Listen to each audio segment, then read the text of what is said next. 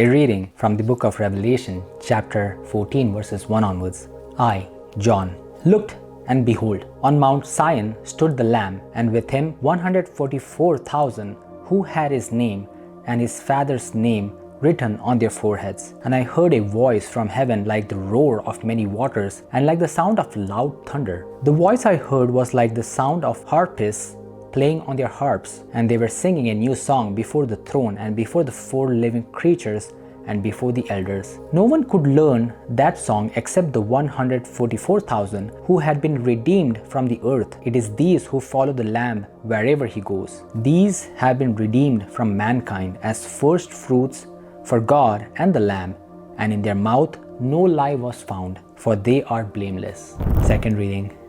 A reading from the Gospel of Luke, chapter 21, verses 1 onwards. At that time, Jesus looked up and saw the rich putting their gifts into the offering box. And he saw a poor widow put in 2 small copper coins. And he said, "Truly I tell you, this poor widow has put in more than all of them, for they all contributed out of their abundance. But she, out of her poverty, put in all she had to live on." This is the word of the Lord.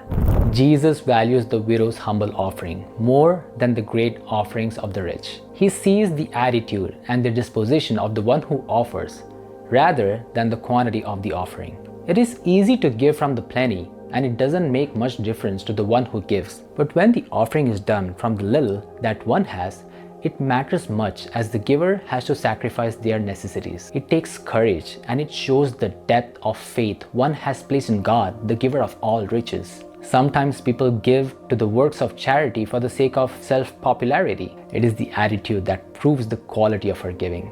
The first reading explains the vision of the Lamb and those who follow him. It explains that those who are redeemed from the world have no guile found in them. Again, the purity of heart is emphasized as the prime quality for sacrifices and service. Let us remember that the clarity of our thoughts and genuineness of our actions define our life.